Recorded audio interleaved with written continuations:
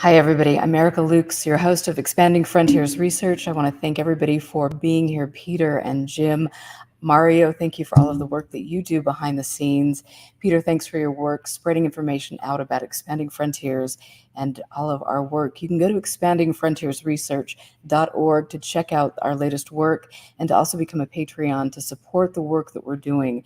We have been, as all of you who follow our work know, we've been doing a lot of FOIA requests and grammar requests as of late and doing wonderful research. We have a lot of things going on behind the scenes, and we're looking forward to sharing that work with you in the upcoming weeks. I want to tell you a little bit about my show next week because this is going to be, in my opinion, a very important show, at least for me, because I live here in Utah. I am welcoming Dr. Brian Mensch, who is head of the Utah Physicians for a Healthy Environment. He has done substantial advocacy over the years exposing environmental catastrophes that are happening in our state of Utah. Some include catastrophes that are taking place in the Uinta Basin, specifically to do with the Uinta Basin Railway. And we could also throw Senator Ronald Winterton into that mix because of some of the things that he has been pushing through up on the Hill. So we will have a lot to talk about next week. I'm looking forward to that conversation. You can make sure you listen to the show here on our new home on our YouTube platform. So get in there, and thank you, Lord Ludicrous, for your comments. And I want to just thank everybody. Simon, nice to see you. Stephanie, great to see you. And thanks, Jim, for staying up so late. I'm going to add my partner in crime and research buddy, Jack Brewer. How are you, Jack? I'm great. Hello, everyone. Thanks for being here, everybody. We appreciate you in chat and all of you listening and watching on different platforms. Thank you for your interest. We appreciate you. We do. And thank you to Jack. We have the amazing and talented Sarah Scoles here this evening, and all of you have been posting and saying how excited you are for this interview tonight. And Sarah, it's so nice to have you back. I have been following your work, and I've spent the past few days just listening to every interview of yours. I know, be afraid. I've been stalking you. I am already, yeah. And your work is so, it's amazing, not only with the work that you've done with the UFO, in the UFO realm, but also now you are tackling a lot of things that I'm actually concerned about with nuclear issue. And so I want to just tell everybody, if you don't know who Sarah is, she's an American journalist. She won the 2021 David Perlman Award and has written 3 books. And so Sarah, tell us a little bit about your latest book, Countdown: The Blinding Future of Nuclear Weapons, because I want to go into this. You've done a lot of interviews as of late about this. And so give us the rundown, please. Sure. So Countdown is a book that is trying to be a profile of the nuclear weapons complex as it stands today, because I feel like there's a lot of history, there's a lot of books about the Cold War and the Manhattan Project, and obviously we have movies like Oppenheimer and things like that, and not a lot about what's going on right now. And I think that's partly because it's hard to find information. So I'm nosy and I like secrets, so I set about trying to make friends with the nuclear weapons scientists of the 21st century and just learn about what was going on now, how it's different from the past, and where all of that is going. Because I got the idea back in 2019, 2020, and I kind of thought, I think that nuclear weapons are about to seem a lot more relevant than they seem right now. They might be in the back of our minds, but they're coming to the forefront. And I think maybe a little too right, slightly righter than I would want to be with the conflicts that we have going on. So that's how it all got started, and that's the gist. So it involved a bunch of trips to the nuclear weapons labs and just meeting a lot of people there and learning about their work. And so you tell us a little bit about the process, and because obviously you have to go through the hoops when you're going to these facilities, when you're interviewing people. It's all a very controlled process. So tell us a little bit about that. Sure. I mean, I think it started probably years before I even wrote a proposal for the book.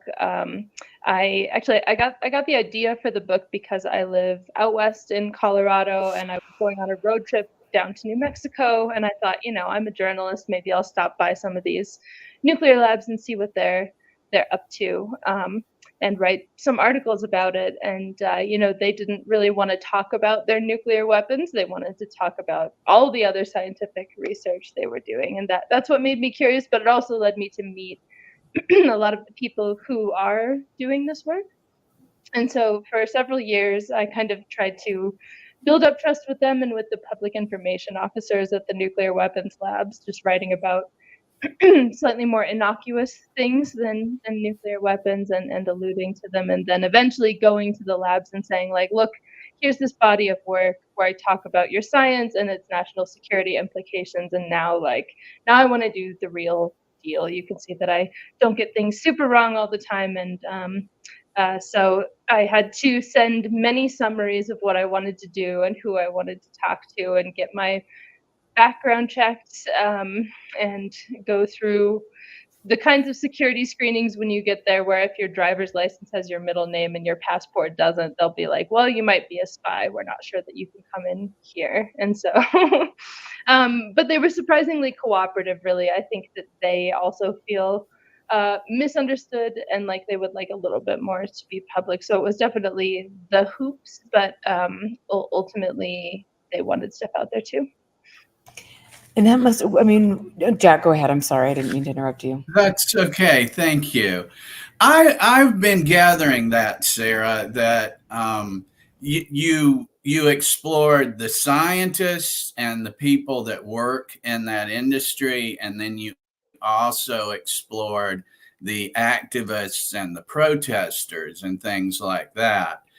Among the scientists, and you say that they want to be understood, what kind of social dynamics did you find going on among the scientists? Mm-hmm. Yeah, I mean, it's a really different scientific culture from most of science. I think, most of science is about doing an experiment, collecting data, writing up the results, sending them out to your peers for review, and then publishing them publicly. And in the nuclear weapons realm, that's like the opposite of what you're supposed to do. Like if you publish publicly what you're up to, you'll probably go to some kind of jail.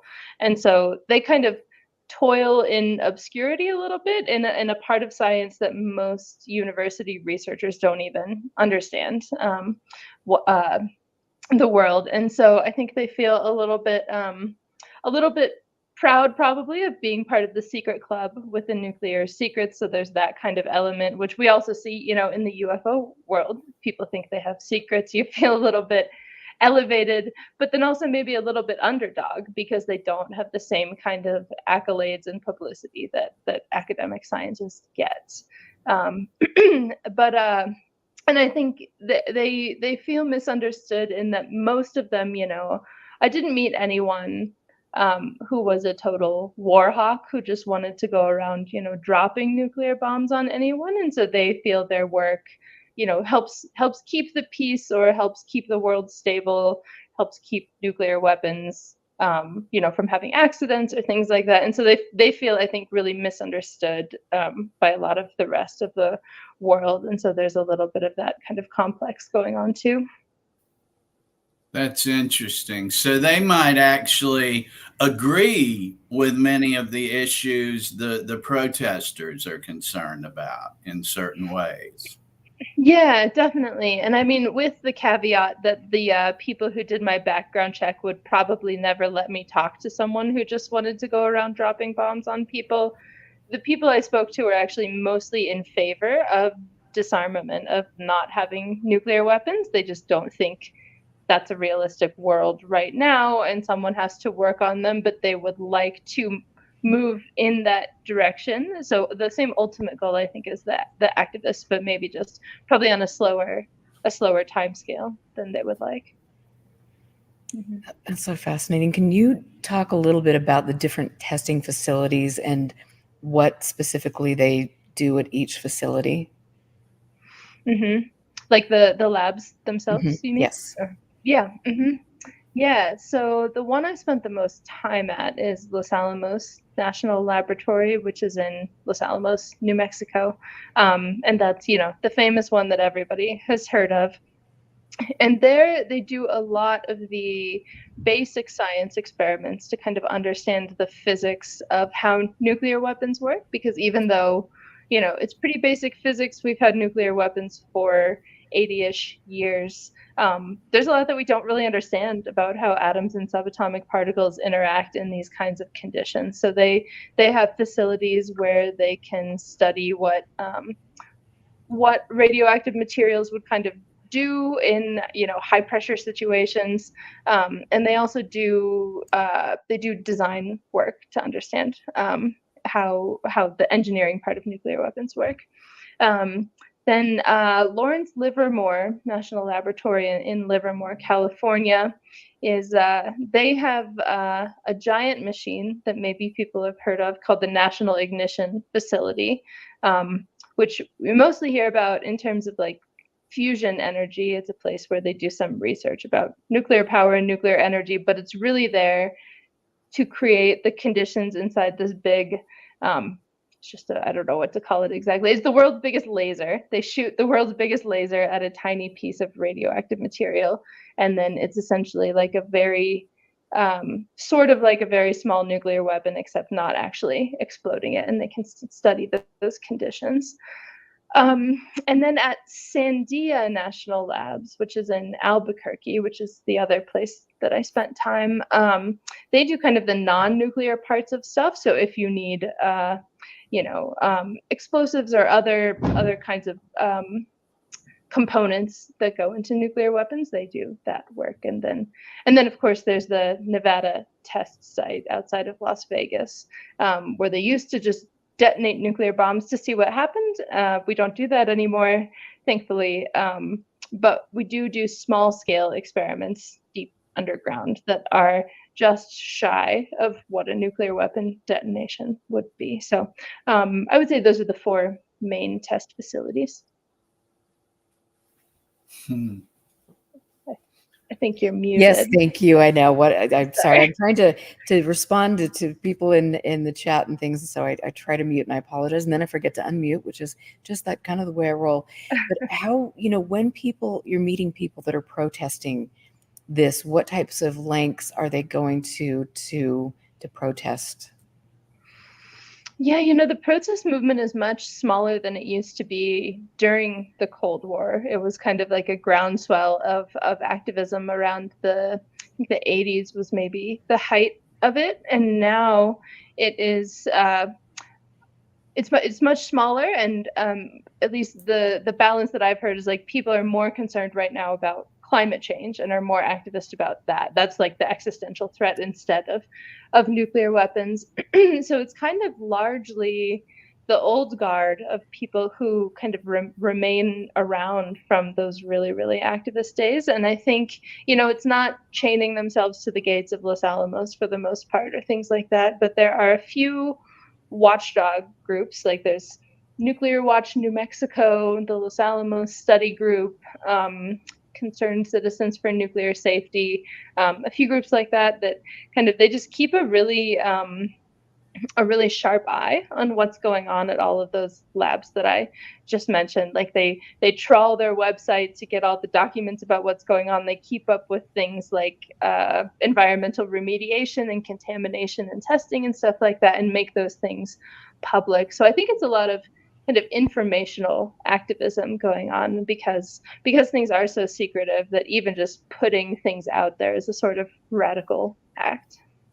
And so do you feel that things have tightened up in the sense that they're more concerned about protecting our environment? Or, like I know that living here in Utah and having, reading every once in a while about some of the open air testing that they're still doing here and some of the other ways that we're abusing our environment here in Utah, it does make me question if there are truly people that are monitoring. Yeah, I mean, I know that there are, but does that vary from location to location?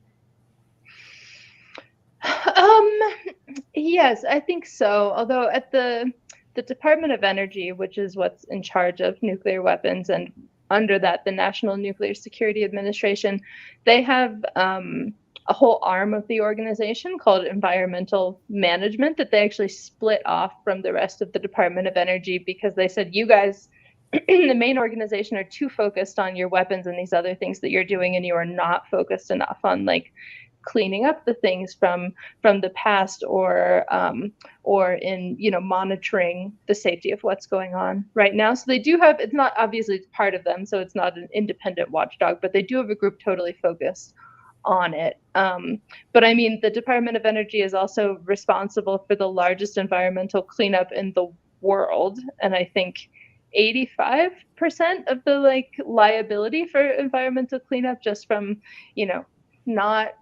not taking care or not knowing enough, maybe in the early days of the nuclear program, and just taking nuclear waste and putting it in barrels and burying it not very deep, things like that. And so, you'd like to think we definitely know more now about what is dangerous in the ways that different chemicals get into soil and groundwater and spread around than we used to, and we have more laws about them. But I think also, like you're pointing out, big government organizations are still big government organizations, and I don't think that they are going to do everything perfectly or transparently. And I think it would be unrealistic to think that there would be no contamination going forward. Yeah. Jack, but you oh, go ahead, Sarah. Sorry. I was going to ask you were mentioning something going on in Utah that I'm curious about with the environment and nuclear things. You know what, they, and I'm just going to read this. This is from the Salt Lake Chamber website, because this is very interesting, and maybe it could be a little bit concerning. Jack and I, as all of you know, we've been doing a lot of grammar requests, and I heard a hearing for the State Records Committee a few months ago where a group of journalists were trying to get information out about the specific contract. So Boeing was awarded a contract to continue extreme environmental testing for critical defense platforms. Teams' work will ensure readiness of defense and deterrence capabilities. The U.S. Air Force has awarded Boeing a contract worth up to $559 million over 5 years to operate, maintain, and perform testing at the Little Mountain Test Facility at Hill Air Force Base, Utah. The state-of-the-art site is designed to test functionality of the nation's current and future intercontinental ballistic missile force, nuclear modernization programs, and other critical defense and deterrence capabilities in the most extreme environments. So that is a little bit about what they're doing here. Yeah, that's a lot. And I mean, I think, not to pick on Boeing, but I don't think anyone is particularly pleased with them or their quality of work lately. And I think that is something that's true, like no matter how many regulations you have or how much more you know about the environment, like companies are still companies, and they're going to cut corners where they can. And so sometimes our government agencies. And so that's part of why I think the watchdog groups, which are, pretty controversial and sometimes, more provocative than they probably need to be, still just being the ones to gather information that otherwise would stay hidden is really valuable. Okay, thank you. Yeah, it's a big dog to jump on, no doubt about that. One of the things that Erica and I were first interested in as a joint research project was the Yucca facility in Nevada. And it became real apparent real fast that could like be someone's life project, just to figure out, put in a chronological order of what had happened, what had been going on, and just from a public relations perspective, I mean, you talk to a few professionals and a few scientists, and you do some FOIA requests, and you find out that Department of Energy alone has tens of thousands of responsive pages, and what is it exactly you want to know. So my point with all that is I really can appreciate, Sarah, your streamlining your attention and your work into a few specific aspects of nuclear weapons and the things that surround it is really intriguing. What kind of things would you say were like let me put it this way. It almost seems to me, as a person, just a lay person, that would probably rather avert from the topic of nuclear weapons than really dive into it. Kind of like the less I hear about it, the better on a day-to-day basis.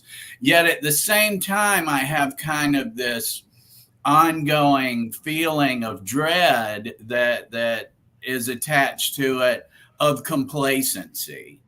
And that, like, this was a really big issue, like back in the Reagan days and the 1980s. And it certainly can't be any better now for these rogue third world countries to try to gain access to weapons or the materials that are needed to make them, or to recruit the scientists covertly that could help them with these things.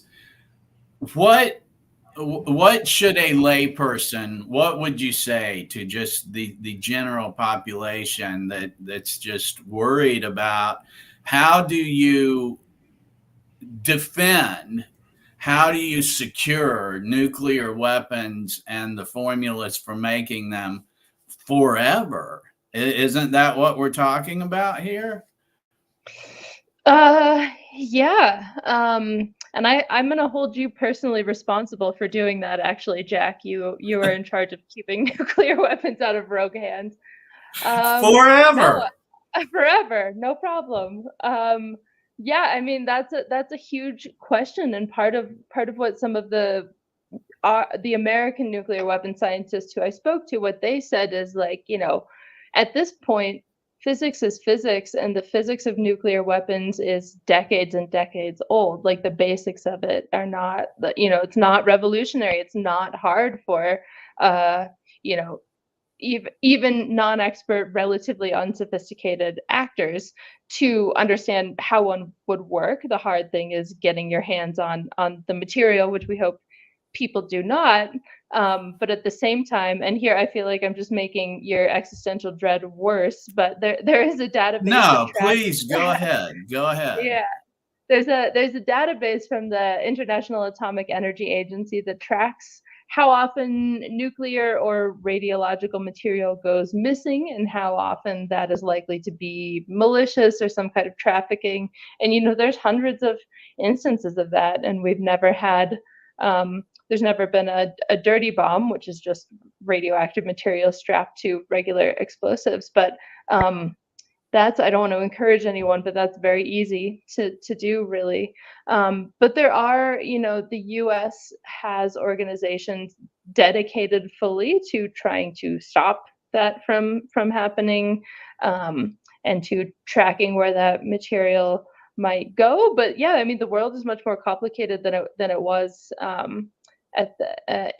during the Cold War and immediately after. There are lots of nations with nuclear weapons, terrorist organizations that you mentioned, rogue nation states, and it's not just the US and the Soviet Union going at it. So I feel like I haven't actually answered the question of how you think about it, but I guess what I think about is, the Department of Energy and the other organizations involved in this are not perfect, and they've done a lot of wrong things and harmful things in the past, but there are a lot of people there who are really, really dedicated to things like non-proliferation and to finding where material is, getting it out of the hands of bad actors, getting it off the table entirely, and to tracking the weapons of states. And they're very smart, very dedicated people who work on this all day long so that the rest of us can at least try to sleep at night, I guess, is my only word of comfort. Mm-hmm. Yeah. I read a quote unquote not or fictional book by a retired CIA analyst. The name of the book was Intelligence, and I do recommend it. And along the lines of what you're saying, Sarah, about some of these things would not be particularly difficult to try to execute. That was kind of a takeaway in her book for me. Was the book is about hypothetical things that happened and how the CIA was dealing with them in a fictional scenario where you get emotionally invested in the characters. And she was a good writer, in my opinion. But point being, her messages were clear that there's just so much intelligence for them to analyze on an ongoing basis that when we hear these stories about the guy that slipped through the cracks, or he was somebody had given the FBI a tip, but they didn't follow up on it. That's going to pretty much be any criminal that ever gets charged with anything, because it's their lifestyle. And the FBI and the CIA just analyze so much intelligence and so many conversations and tips and information from informants on such a regular basis that they're pretty much doomed to have somebody that was brought to their attention 3 years ago turns out to be, the guy that, drives into Nashville with a RV full of bombs or whatever. Yeah. Right.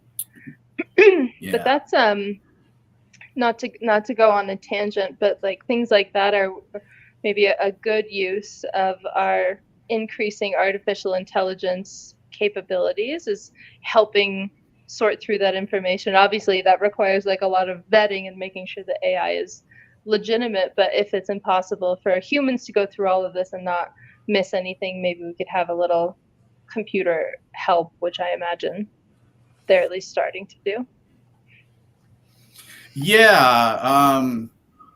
Last week, in fact, we talked about what I call the 50 polar bear theory that I picked up from someone one time. And for those not aware, what that means is if you want to know how polar bears behave, you don't have to observe everyone on the planet, only about 50, and you'll have a pretty good idea how polar bears conduct their affairs.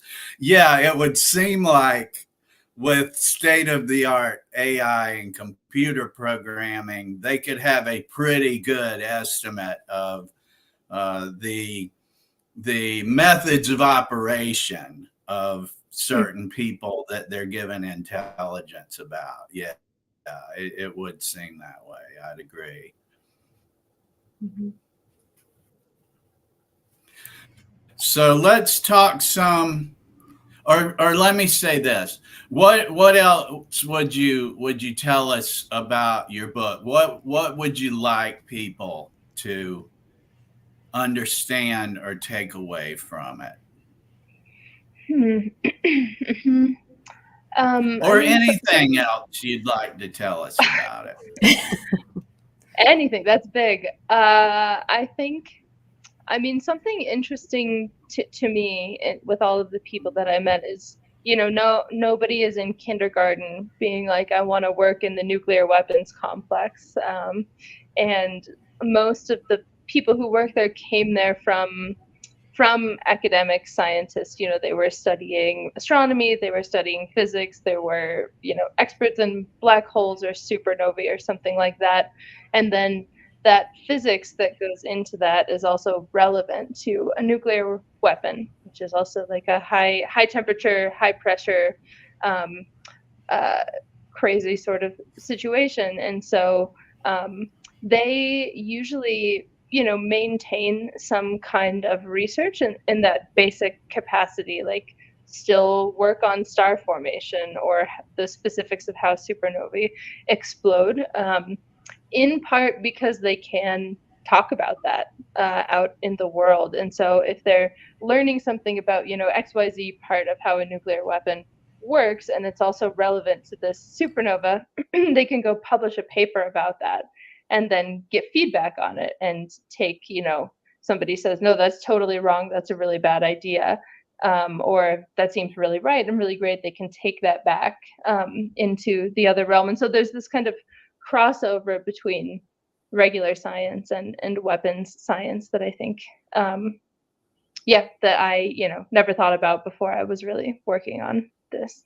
That was interesting. Yeah, I could see where, as you were describing, they could be at times, some of them, like, but I did this paper and I worked at this facility, and I'd like you to know I did all this before I had this job title, and then that's why I have this job title, and I really can't tell anybody what I do now, and the frustration that might come with.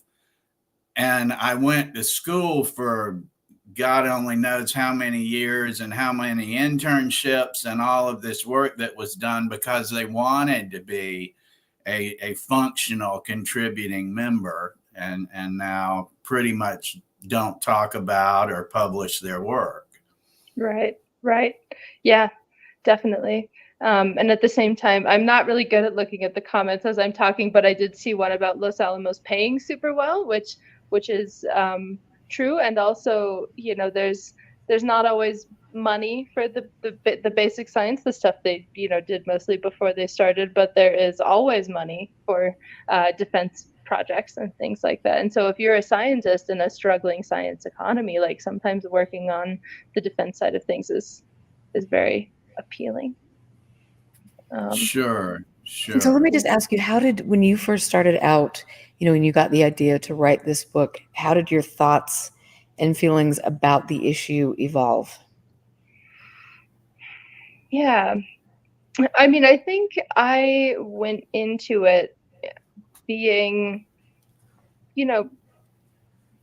let's see, got to choose my words carefully because I'm a journalist who doesn't have opinions. But I think I went in with a pretty black and white view of things. I probably would be more on the we don't need these. We should get rid of them. Nuclear weapons are bad.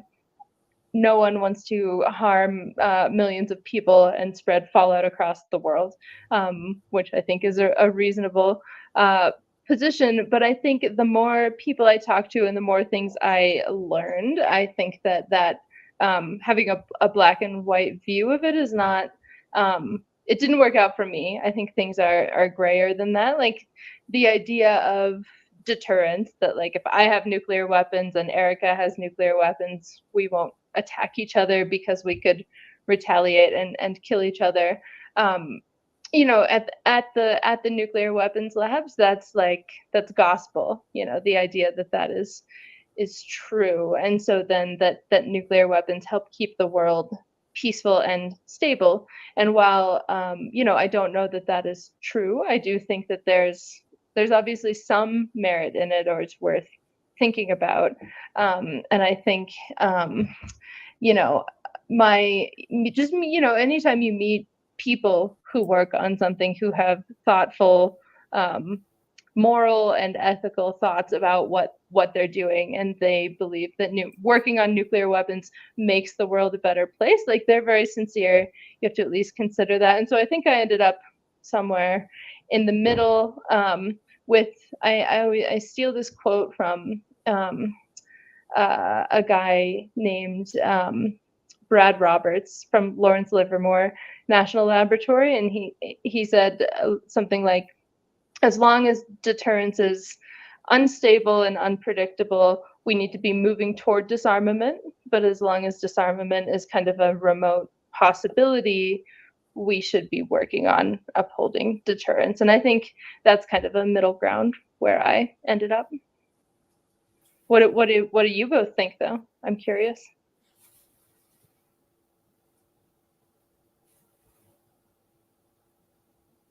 This is why somebody needs to monitor me constantly. It's like, okay, here we go again.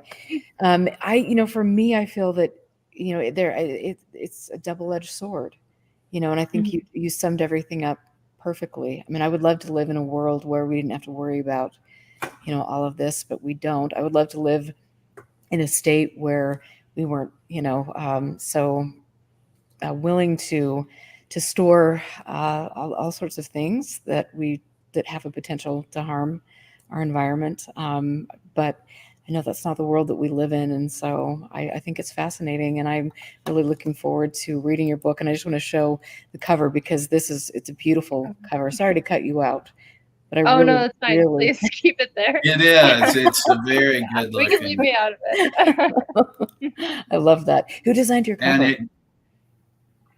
I do not know the name of the person, but the publisher did it. The publisher's bold type book. So some very nice, good person over there. I'll add too, it's gotten great reviews at New York Times and various other high profile media outlets that I read, and is very well received from critics. Yeah. But peacekeeper, that was the term back, in the 80s. That's what they called the weapons, was peacekeepers. And I don't know, I guess, according to you, they're still like calling that the gospel. That's the mantra, that you got to have them to be protected. I guess there's a certain argument to be made. I can relate to once you really empathize with people, you listen to them, you like whether you agree with them or not. Sarah has the 50 polar bear theory of going and talking to these people. She knows what they're thinking and how they get up and go to work every day, what's on their mind. And when you do that, whether you agree or not, you do at least come to have an ability of understanding what they're thinking and what they're doing. And I feel like I kind of developed that similarly with some of the intelligence agencies, for instance, that I put in my sights as subjects of research, some of the people that worked in them. And while I could look at various specific operations and things these agencies did that I would be very opposed to, and when I went into it, I had very much a anti-intelligence community type of attitude, to be honest. Over time, I did come to view it as much more nuanced than how I had initially looked at it. And especially when you get down to each specific individual. And eventually you're talking to some guy that you're like getting the feeling that if he were entirely honest with me, he'd say something like, I don't know, man. It paid pretty good and the benefits were good and they offered me promotions. What the hell was I supposed to be doing with my life? I think that drives it a lot of the time too, because like you and Amy and Chad are getting at, there's a lot of money in some of these industries, and it can be self-fulfilling prophecy to keep it going as well. Mm-hmm. And then I think once you're inside, also, you're part of you have the clearances, you're part of that society. It can be hard to move into a different realm, whether it's the intelligence community or the nuclear weapons community, or even probably, some sectors of corporate culture. Like once you're in there, that's where you are, and it's hard to transfer it somewhere else. And we think of nuclear weapons as very special and different, but at the end of the day, it is also kind of just an industry full of people with jobs, which is weird.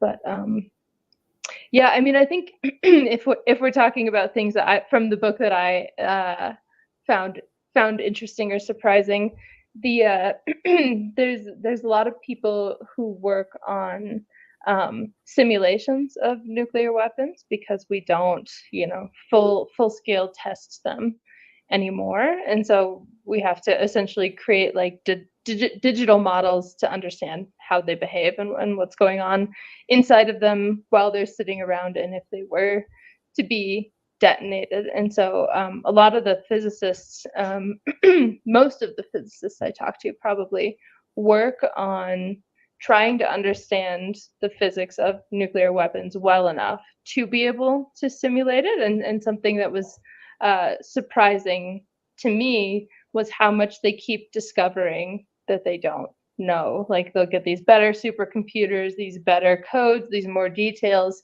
and then this thing will pop out that was like fuzzy before that they couldn't see, and they're like, oh, actually we don't understand how those particles interact, or things like that. And that's yeah, I mean, it could be concerning. Everything seems fine so far, but just to know that like there's that basic physics in these very dangerous objects that we have that we don't fully understand was interesting to me.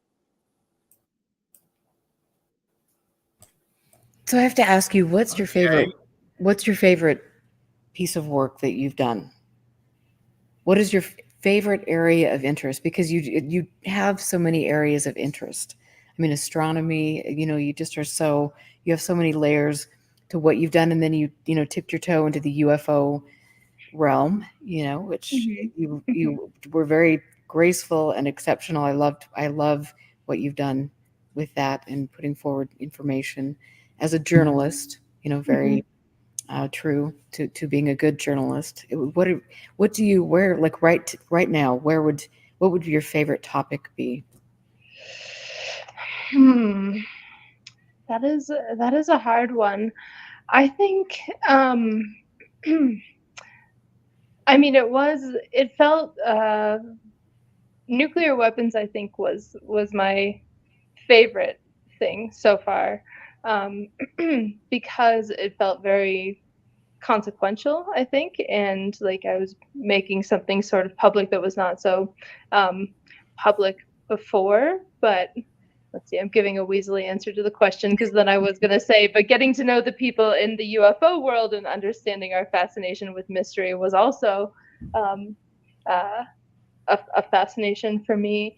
I think I might be about to pivot my direction of reporting to something that I do outside of work, which is I'm part of the search and rescue team where I live, and I've become like very fascinated with search and rescue technology and methodology and what brings people to that work and stuff. So I think that might be my new direction. But wow. I don't know. If you guys have suggestions, I'm willing to take them. Oh my God, are you kidding? I think that sounds fascinating. And I have a friend that does search and rescue too. And so people can, I know that people that are listening are like, okay, search and rescue. We see things on the news. We see that a hiker falls off a cliff, yada, yada, yada. But there's so many things, and all of you put your life in danger to help other people that get themselves into situations sometimes that they could have maybe avoided, or there is a catastrophe. You're there, and doing all of this to help other people. Give us a little bit of talk about that, because that to me, it sounds absolutely fascinating. Yeah, I think, what appealed to me about joining was just that I'm out there a lot doing outdoor things, and I found it very comforting to know that if something, I always try to be very careful and cautious, but if something did happen to me, there would be this group of volunteers who would just come up, not charge me anything, and help me get down. And while I would, hope to never need that ever, it's kind of amazing that exists, and at least in the United States is almost all just volunteers running around spending lots of their time. And so I moved up to the mountains a couple years ago, and I thought, I've been lucky to never have to take advantage of that service, but maybe it's always been there for me theoretically, and maybe I could give back to that. So yeah, it's a group of people who come for mostly sort of that same motivation, helping people out on their worst day in the mountains, and learning lots of things, like how to carry someone down a mountain that can't move, which is not a regular outdoor skill. So it's been kind of fun to explore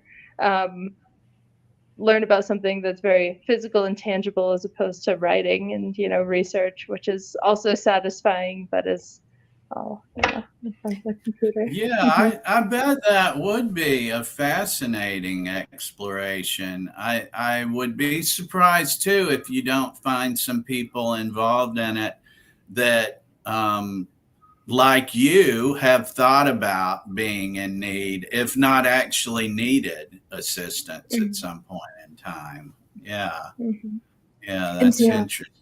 What is your, excuse me, Jack, what is your training like when you decide that you are going to do this? Like who do you go to in the community? Yeah, well, at least where I live, there's the sheriff's office. Underneath the sheriff's office is the county search and rescue team, and so you submit your application and they accept you or don't, and then your training happens with them. So it's all kind of members training members, like different members with expertise in like avalanches or how to rig ropes up or how to carry, the big mountain stretcher down, or how to organize a search for someone who's lost using like psychological and statistical principles. There's people with expertise in all of those things, and then one Saturday a month we just pick one of those things and go out in the mountains that are out that window and practice it. So it's not ours. Some are more formal than mine, but it's mostly just people gaining knowledge, sharing their knowledge, and then bringing everybody together. So how many people are involved in your area? I think we have 30 people in my county. So that's amazing. And thank you for you.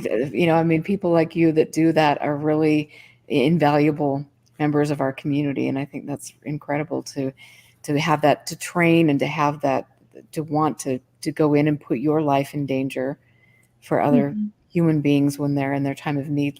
As you mentioned, I think that's a really amazing thing. What rescues have you been involved with, or have you yet?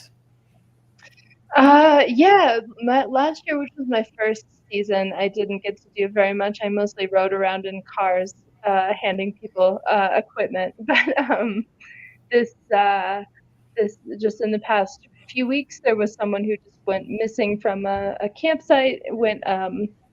Her husband went off to go on some other adventure, and she went on a hike and hadn't come back by dark. So we did kind of a big search of the area, and then she actually returned on her own, so we did not have to do that. But then there was also just recently a person who was having trouble breathing up on top of one of the mountains here, and they're like 13 or 14,000 feet tall, so that's not unusual, but was unable to walk out. And usually, it takes a long time to get up there, so they'll try to send a helicopter to come help, but the wind or a storm or gas problems can prevent a helicopter from actually getting there. And so at the same time, you have to send up a team of people ready to carry someone out. So I hiked up preparing to carry someone out, but the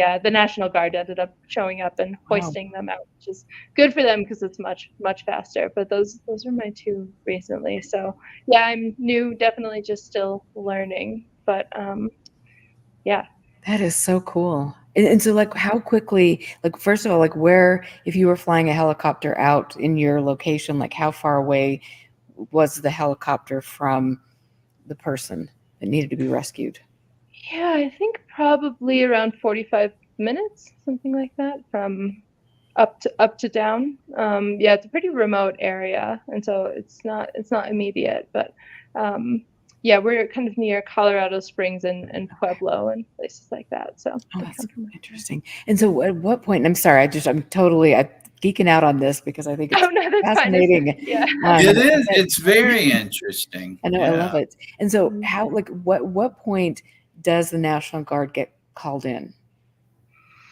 Yeah, so it's kind of a helicopter logistics is always a process that's kind of in flux, but usually as soon as so a call comes in usually to 911. It's dispatched from the sheriff's office out to our commanders who are on call. And they kind of take assessment of the situation. How far out is the person? How immobile are they? Are they in immediate medical danger, or did they sprain an ankle? And then, like, based on all of that, based on how long they're likely to be okay and how long it will take to get to them, they decide whether it's worth calling for a helicopter at all. Because helicopters are also always risky. Like, it's risky to rig up ropes and climb up a mountain, but it's also risky to fly a helicopter. And so at that point, as soon as you can, those commanders are calling usually the state search and rescue organization that helps, like, disperse resources, because this is Colorado. It's a popular state. It's probably the same in Utah. People are always getting in trouble, and so you kind of have to manage you have to manage all those resources. And so I believe the state coordinators call the National Guard and see, like, if multiple people want it, who gets it first, and that kind of thing. How fascinating. Here we have, I think it just maybe like 3 weeks ago, we had a fellow, and I'm not quite sure I did this, but he was in Goblin Valley and jumped, from one structure to another that's, thousands of feet off the ground, and had to, they obviously had to mount a rescue to get him, because he wanted that perfect selfie, and that happens a lot, unfortunately, in certain places. But that's also, you want a great selfie, but at what point are you putting people in danger by doing that? Because all of you put yourselves in danger as well. Mm-hmm. So what? If I were going to take up training to rescue people in the mountains at 13,000 feet, I might have to do something a little more than eat pizza and watch basketball, I'm presuming. I don't know. That seems like pretty good training to me. It sounds like they're ready to join. And what I'm alluding to is those that follow Sarah would know that she is into hiking and running, and is no stranger to running long distances through the mountains. And that's admirable. I know that you don't do that just from deciding to. It requires some diet and intentionality. That's true. Although I eat my share of pizza, I also love pizza. Well, you burn off the calories, so that's a good thing. Yeah, exactly. So just to geek out on this a little bit longer, do you have, are there specific people? Obviously, you've got 30 people that are involved in the search and rescue. Do each of you have a specific skill set, or are you trained kind of broadly on things? Yeah, everybody is trained generally on a few things. Like, we all have wilderness first aid, which is just a certification you can get that's like basic first aid, but for the wild. We all learn things like how to keep somebody warm, splint something that's going wrong, assess what's going on, and plan kind of how to, or implement how to search. Like, if you don't know where someone is, how do you do that? And so, but general, like, on the ground things like that, we all get trained in. But then there are specialty teams. So, like, there's some people who are, EMTs, and so they're on the medical team, and they do much more than I ever do. And then there are the people who learn about technical ropes and how to actually do the very serious mountain climbing that I don't do. And then there are people who are experts in, like, ATVs and how not to crash them and how to maintain them and stuff like that. So everybody's part of a certain committee of that sort. I have no super specialized skills other than being able to kind of walk sort of fast for a long time up a hill. And so I'm a part of the technology team instead of the other ones. Mm-hmm. So, like, with your physical fitness regime, like, I sound like I'm back in the Jane Fonda, your physical fitness regime. Like, what do you do, like, during, like, every day? How do you train? Yeah, I have two very energetic young dogs who just woke up, so hopefully they keep behaving. But they We go for hikes or trail runs in the mountains probably 3 times a week, and I'll usually carry my pack that we have to carry for search and rescue, which is, I don't know, maybe 30 pounds or something like that. So I think, I used to do a lot more just jaunting around, running on trails in the mountains. And now that I'm trying to do this, I'm trying to train more specifically for it, which is really just kind of doing it. So strapping a sort of heavy pack on, walking up a hill as fast as you can. So that kind of thing, but it keeps my dogs happy too, which is good. And so do you train, I mean, do you do that at night? Do you go on hikes at night? I have not been a huge night hiker, although that would be helpful training, because a lot of people call right before it gets dark because they realize that they're about to be in trouble. So then you're the one leaving after dark. I do some very early morning things like before dawn, but yeah, I should do more of it. The mountain lions would love it too if I did that, probably. Let's talk about like your wildlife experiences. Have you had any up close and personal experiences with wildlife? Oh, yes, I have. Nothing scary, but encounters, mostly since moving here. When I lived in West Virginia, I saw black bears a lot, but here let's see. One time I was running, actually just down a dirt road, and I saw this very strange small deer cross the road in front of me, and I was like, that's a very strangely shaped deer, but it was not a deer, it was a mountain lion.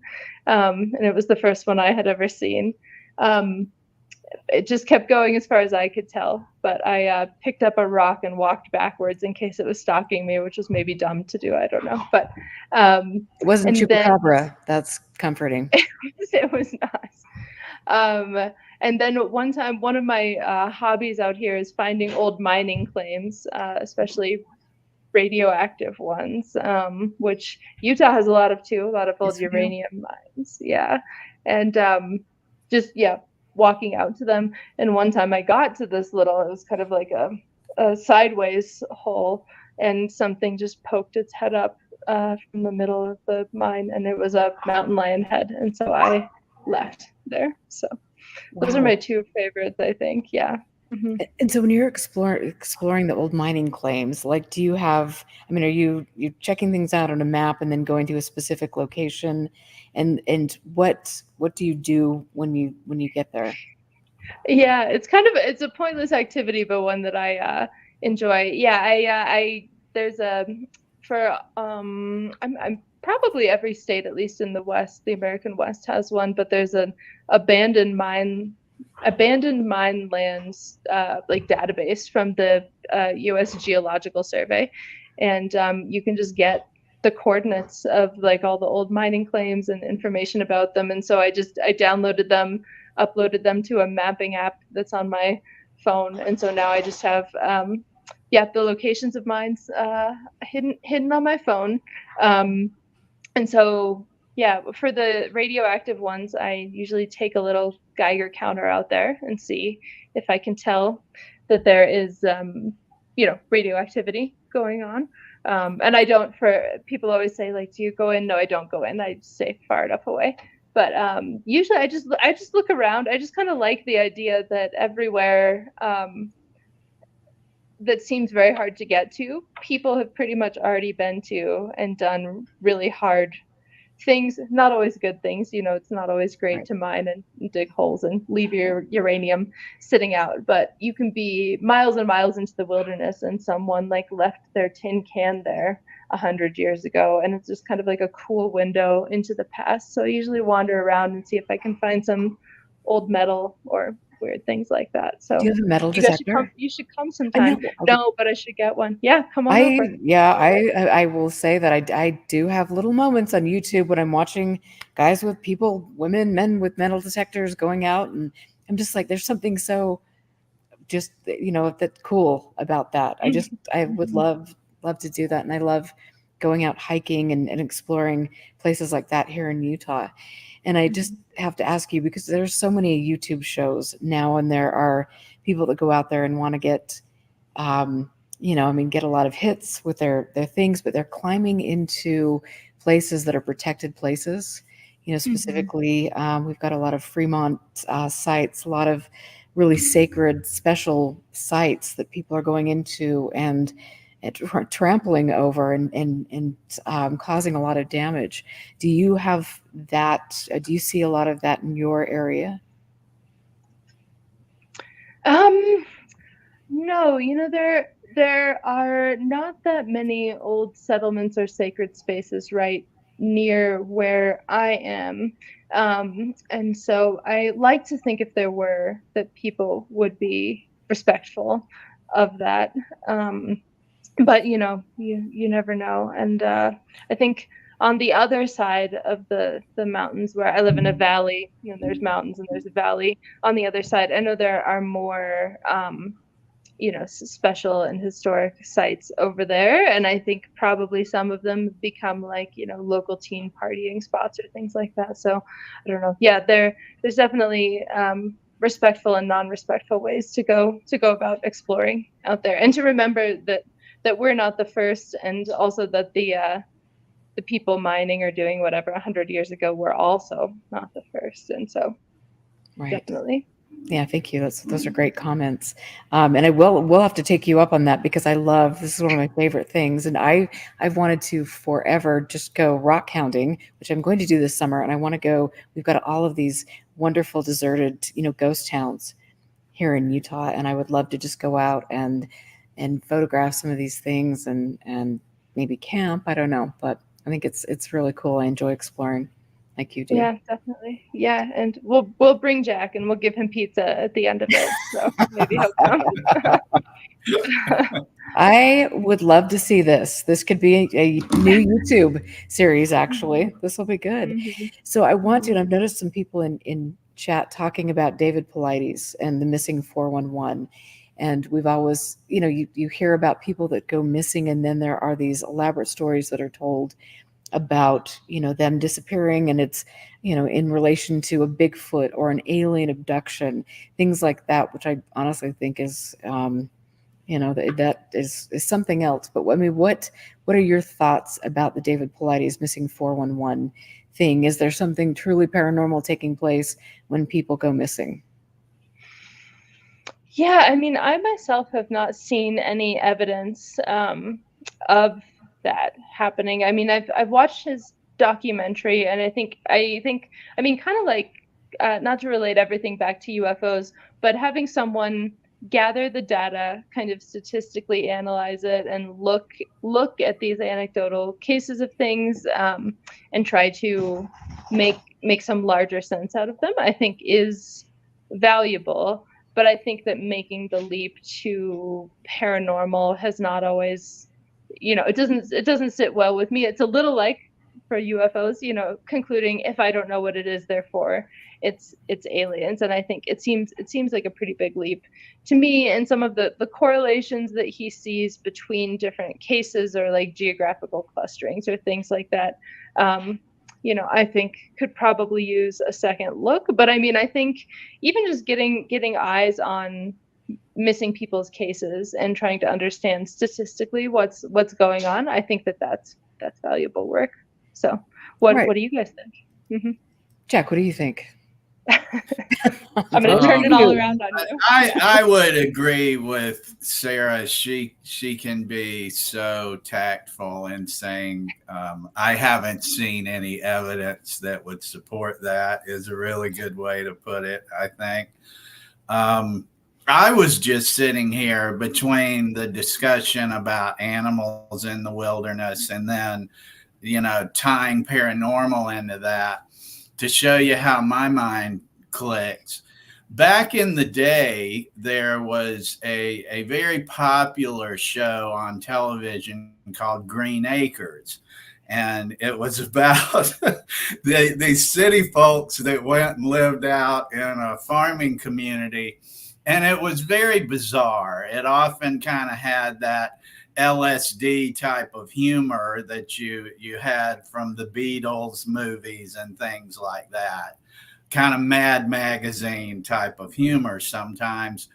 And I currently enjoy spending time in the forest, in the Ocala National Forest. I go sometimes, and they have springs to swim at and camping areas and really secluded areas that have a lot of what Sarah was describing, that you might just have a chance encounter that you and a wild animal will kind of occupy the same space for a few seconds as it just passes through or something.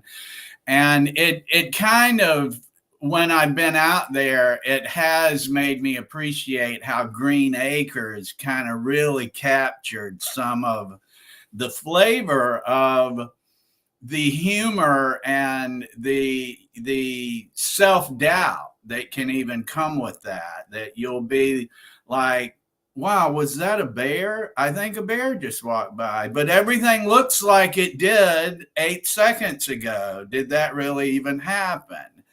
And you might kind of be left with that type of feeling. Or when you see a wildcat just get startled that you're there and scurry away, like I didn't even notice it until, my big clumsy self, as compared to the wildcat, frightens it and it decides, I guess I better make my move, and it just runs. Yeah, you'll kind of have this feeling of did that even happen, or it almost has that UFO flavor of a sighting of something that's out of your normal field of experience. And wow, this is really different out here. And I think one of the things that contributes to that is it can seem so stagnant, like nothing is happening, and you're just sitting there in these woods and the temperature is hot and you're literally watching the grass grow, and then something happens quickly and it's gone. That bald eagle flies by and it's gone. And it almost has that paranormal feeling to it, except, the rational mind might be able to take over and say you're just in an environment that's different from downtown Orlando, for instance. You're not on Church Street, you're in the forest. But so my whole point with all of that is I think some of the paranormal lore kind of grows out of that you can almost develop some type of non-ordinary state of consciousness from being in an environment that is just non-changing for an extended period of time. Now, there's a lot going on in those woods or on any given acre of land as you get, at smaller and smaller levels of observation, on a microbial level, or what's up in the tree as compared to standing there with you. But the human range of perception, it can seem very stagnant and solidified when you really are in a potentially quite dangerous environment for a human being. But it can become lackadaisical feeling, if all of that makes any sense. Yeah, definitely. I mean, I think, just going from that state of sort of lackadaisical to maybe a state of heightened awareness, and at the same time seeing something anomalous and outside of your experience, that makes total sense to me. Also, I'm going to ask you guys a favor, which is that I have 2 puppies and they've just awoken and are deciding to play right in front of me. Okay. Can I have 1 minute to change location? You can have as many minutes as you want. Absolutely. Okay, I'll be right back. I'm going to go to my office. Oh, so. Thank you. Okay, we'll see. Don't let me miss anything. Okay. Thanks. So I love that. And like, Jack, what kind of, because I'm like getting in camping mode. So what kind of encounters have you had out in the wild?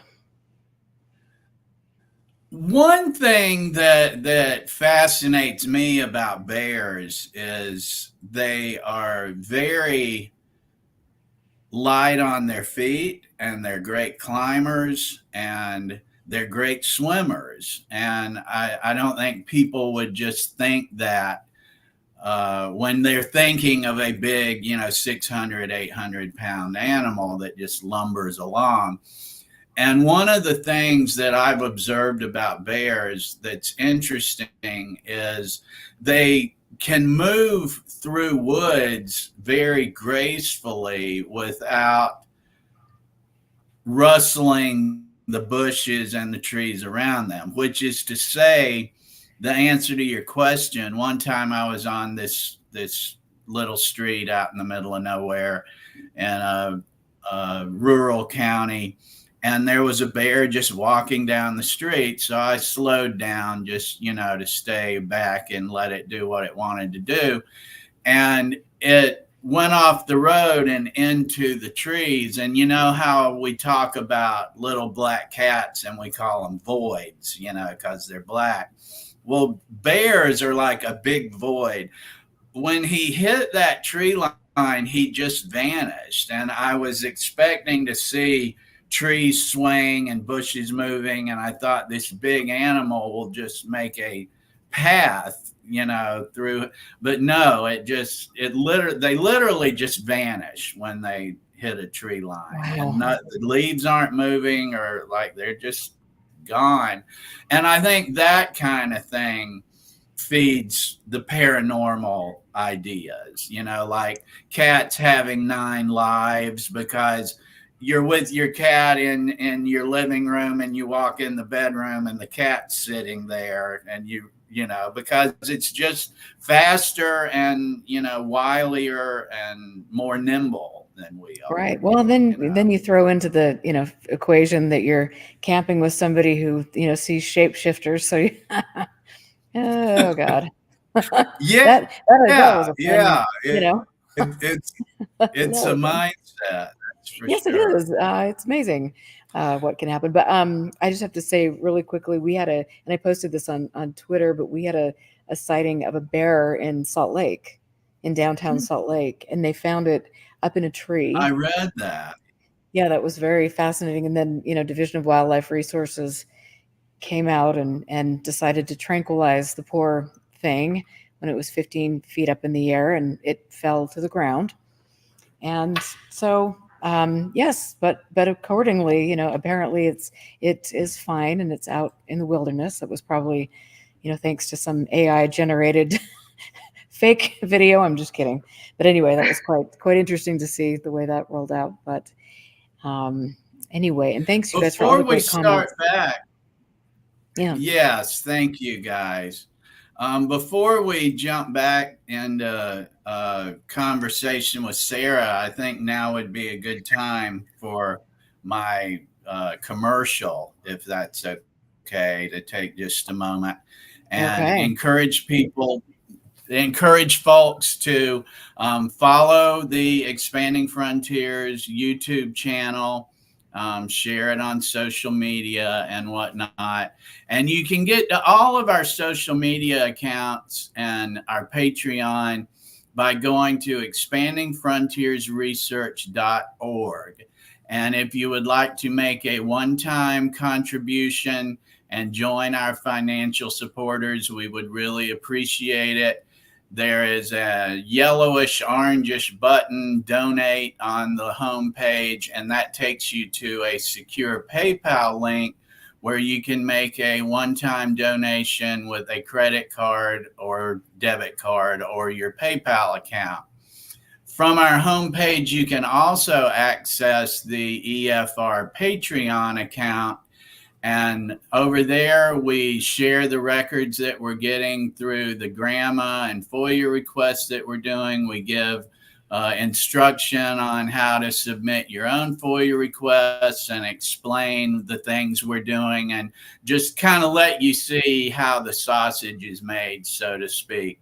And that gives our supporters an opportunity to support us on a regular basis, like with a $15 or more contribution per month.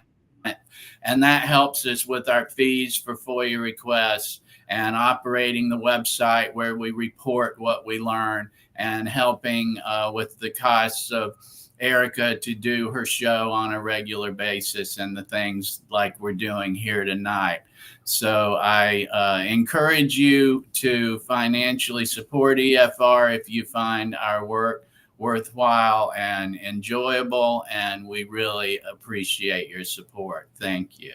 Right. Thank you, Jack. And thanks to all of you who have been listening to the show and supporting us and following our blog and helping us. We're getting more people that are joining the Patreon with every show or with every blog post. And that is really meaningful to both of us because we both love what we're doing. And we plan on doing this for quite some time. We've got a lot of things going on behind the scenes that we will be releasing coming up. And I'm really grateful. I love working with Jack, and I love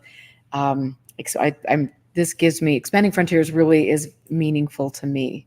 So thank you, Jack, and thanks to all of you who support our work. We appreciate it. And so now back to Sarah, dun, dun, dun, dun, dun, in the change of location. Yeah. And I'll add to your commercial to say that I didn't want to offend anyone who might love Missing 411, but you all, as an endorsement, are doing much, much better than he is, obviously. So, all right. It's a low bar, but yeah, I agree with supporting the show.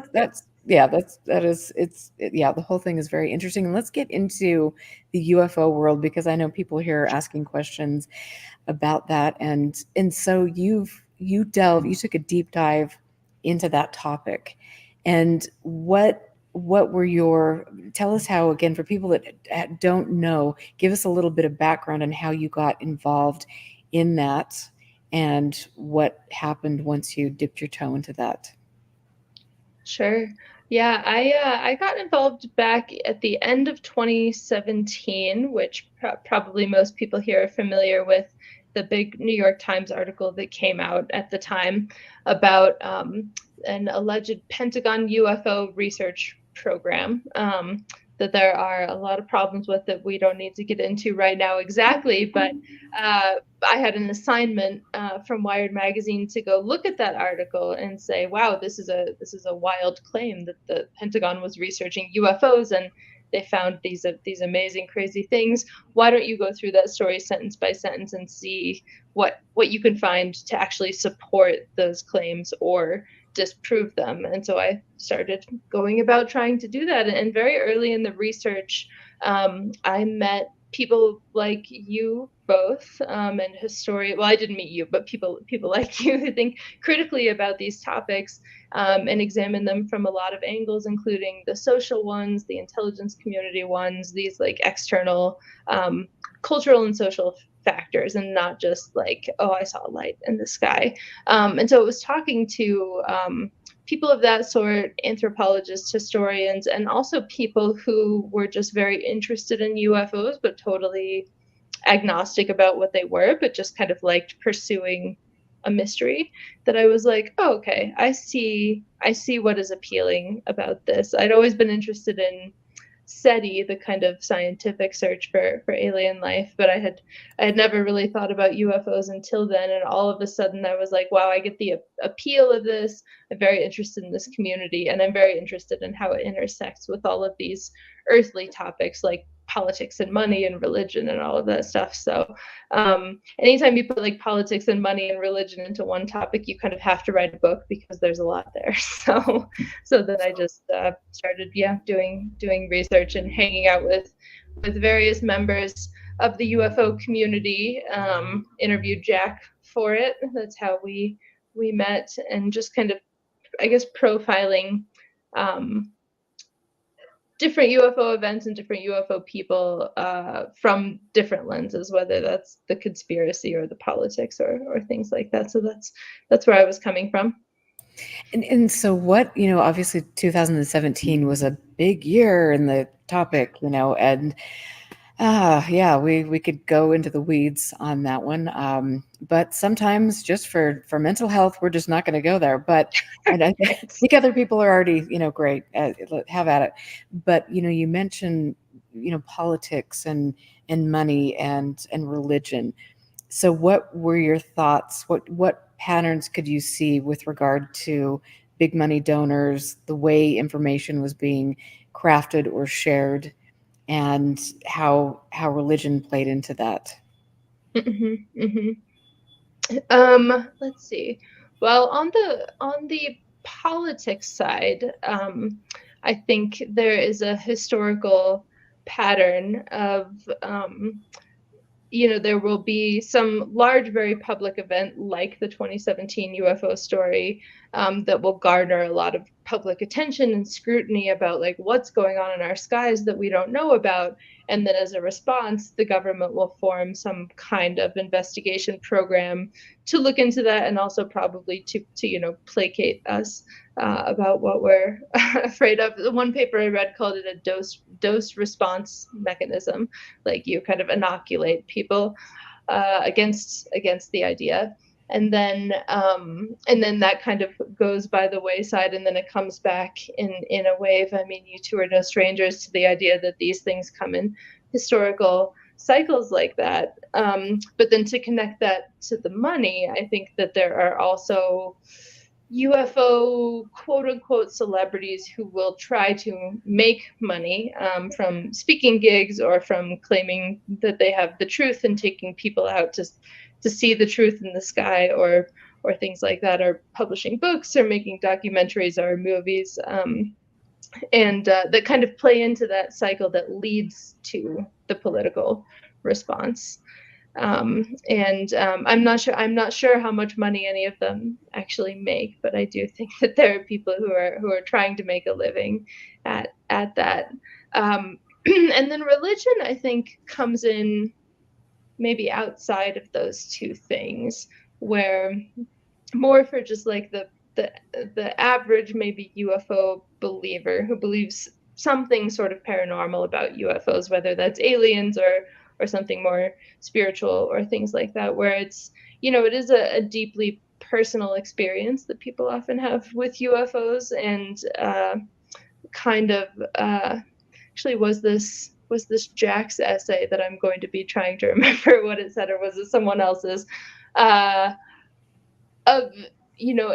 aliens, and the idea that there are aliens in our skies is a little bit like, it becomes a godlike figure, like it's a superior version of human beings with superior technology, but something kind of recognizable to us, just like kind of a better version of ourselves, in the way of a lot of Western religions and gods involved with them. So I guess those were the three main takeaways. And also that religion tries to answer big fundamental questions, like what are we doing here, where did we come from, are we alone, what's the point of all this? And I think a lot of times, like, looking to the sky for UFOs and meaning in them can kind of address some of those same questions.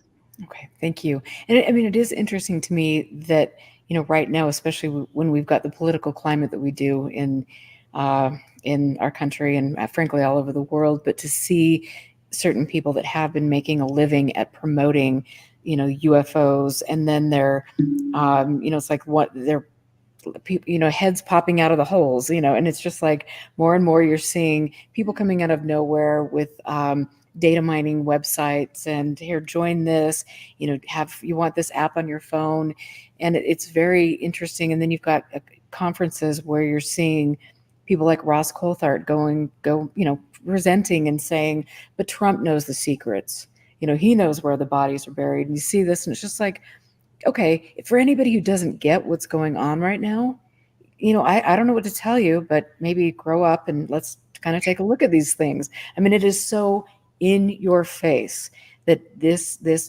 search for whatever they're doing right now is a very coordinated effort by people that have a lot of money and that are doing this not in the name of really wanting to explore the topic or even look into it, but they're doing it to manipulate the mindset of people that actually are very genuine and good people.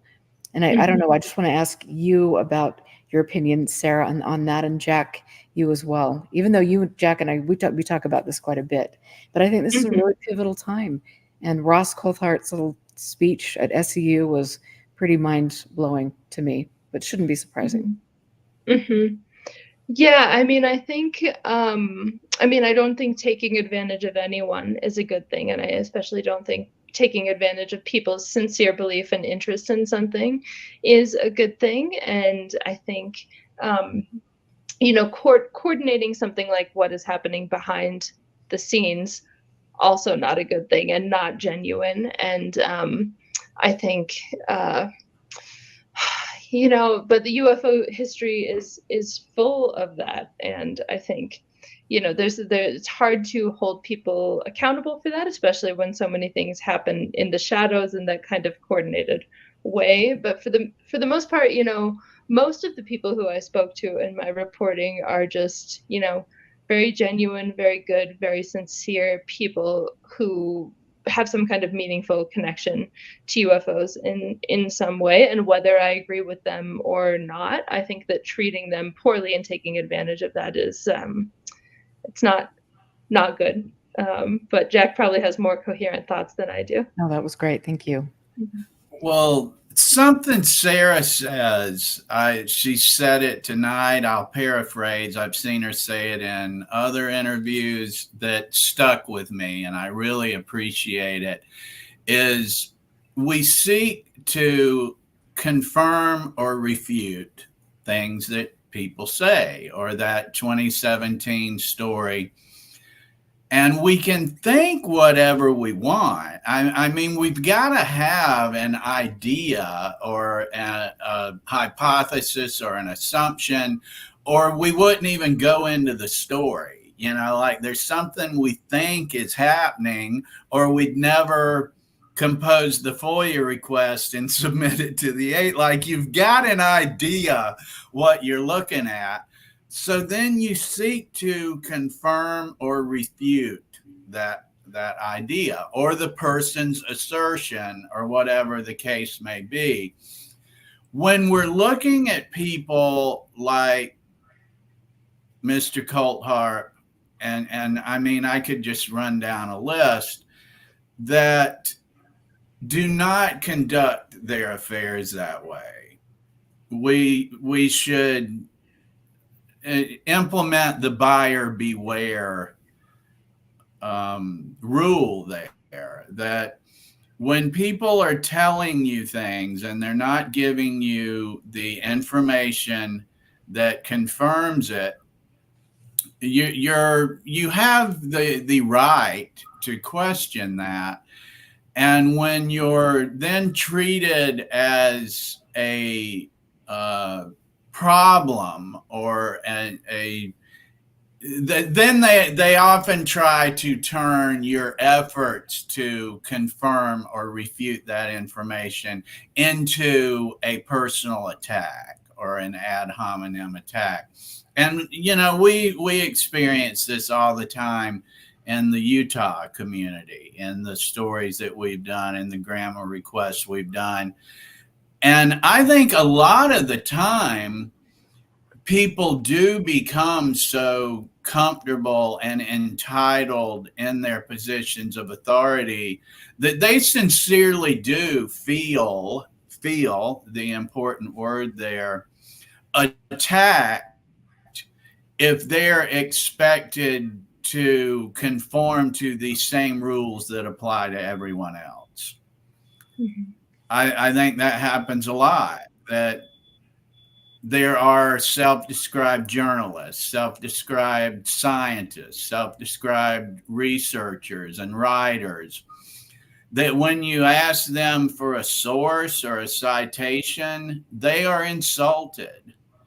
That should be a real big red flag, because we've talked about this before, that everyone on this interaction right here, on this discussion, has that 50 polar bear theory of what it's like to reach out to someone and say, we were wanting to ask you about that work you've been doing. Would you be willing to talk to us?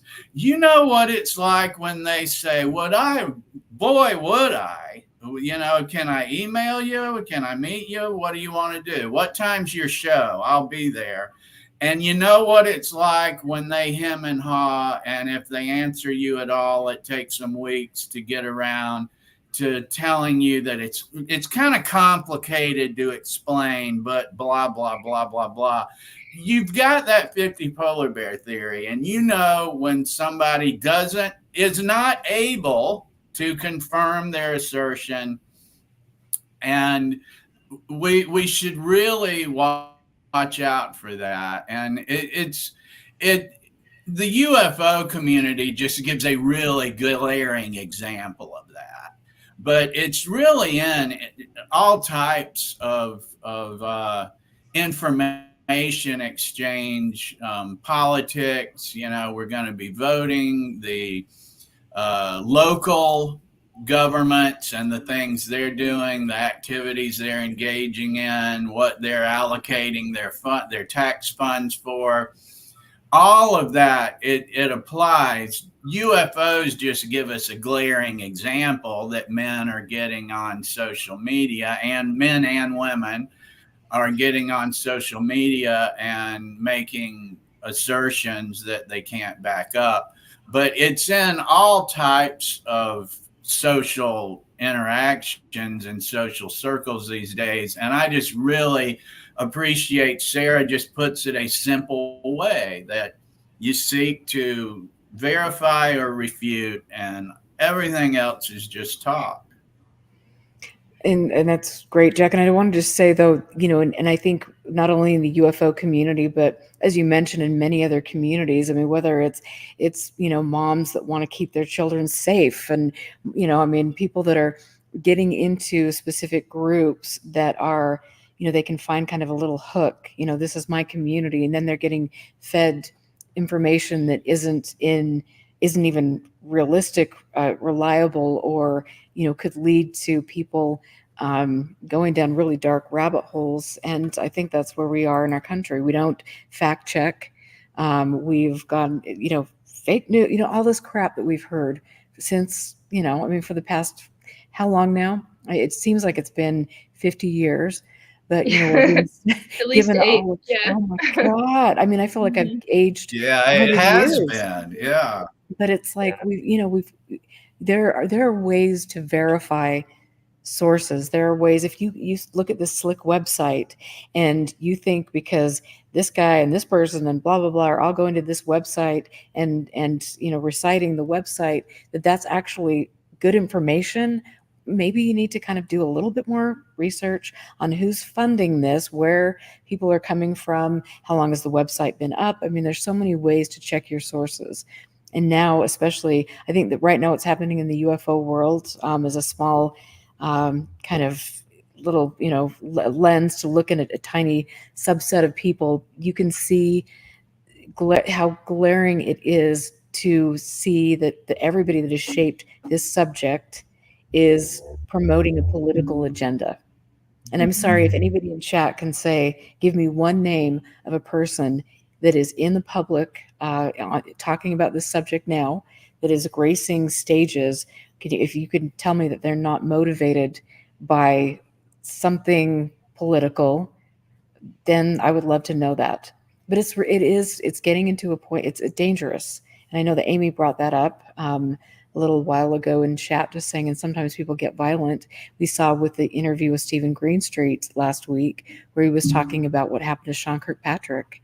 And we know, as different people in the community, or whatever we are in, I'm not quite sure, but we are seeing ways that people are being intimidated and harassed on social media or behind the scenes. And so, Sarah, I would just like to ask you a little bit about what you saw, if you want to talk about that with regard to people being kind of harassed in this community. Yeah, I mean, I think, it starts with something that you were both talking about, which is, people being so dogmatic about something that they're not willing to engage with the evidence, and not willing to, they only want to confirm their own claims, not refute them. And then they get so into that mindset that it becomes the one true truth. And I can only imagine seems to justify bullying and harassing other people. And I know that I think my experience was minor compared to a lot of other people, but anytime I posted something about UFOs, the replies to me on the internet would just go wild for a few days, and so they were never outright violent to me or anything like that, but some of them were profane or other things. But I know that women in particular, I think probably any minority group in the UFO world, where women are definitely a minority also, that's another sort of difference that is not always welcome. And if you disagree and are part of that, then that becomes even more of a target in a way to single you out. And I think that doing that harassing people in that way is another way of trying to not engage with the substantive arguments that are being made. Like, if you make it a personal attack, you don't have to, back up your claims. You can just say something mean or violent to someone. And the other thing I've been thinking about recently is UFOs as kind of a gateway conspiracy to a lot of the other conspiracy thinking things out there, in that, like, the conspiracy side of UFOs is relatively socially accepted, I think, at least until you get maybe very deep in. And so it's kind of a way to dip your toes into it. And then once you start to get in that mindset, you get deeper in, and a lot of conspiracies are more militant or involve, more violence or threats of violence than UFOs. And I think once you become that person who's really in that world, it starts to seem like a reasonable thing to be doing, which it's not. So yeah, I wish it were not that way. I wish That's there were more a good point. right people. Yeah. That's a good point. And we could look back historically at the 50s, 60s, on through the 80s and 90s, that there were high profile people with extremist political views that would use the UFO topic to engage with an audience they otherwise might not be reaching, and then they would work their political views into it. Something more recently we've been seeing, well, it's really not recent, so I should just say that we're still seeing as well, is that people gain followings because of UFOs that otherwise would not really have a public platform, that gain popularity because UFOs, and then want to talk at conferences and on their social media platforms about financial investments. And I mean, I can't even say it without laughing, that, like, you'd have never heard of this guy if it weren't for UFOs. And now he's going to tell you about where you should invest your money, and even make direct correlations, like is even using that UFO story of the government's lying to you about UFOs. There's a cover up. And I'm embellishing here, brothers and sisters, but it's pretty evangelical. And then, they're doing the same thing with decentralized finance. So let me tell you where they're lying to you about that too. And I mean, as Dave Troy has been generous enough and gracious enough to contribute some content for some of our posts and some comments on how this is like just as American as anything else. Is there extremists that want to manipulate the gold standard and the banking industry and how finances work, the economy, and they'll tie it into spirituality or UFOs or aliens or anything they have to that, gets more of a following. And, to stick with confirm or refute, I cannot prove what someone's motive is, but I can question that if you're aware that's the history, if that's not what you're doing, it would seem like you'd be a little more careful to not be so easily mistaken for someone that's doing it, you know?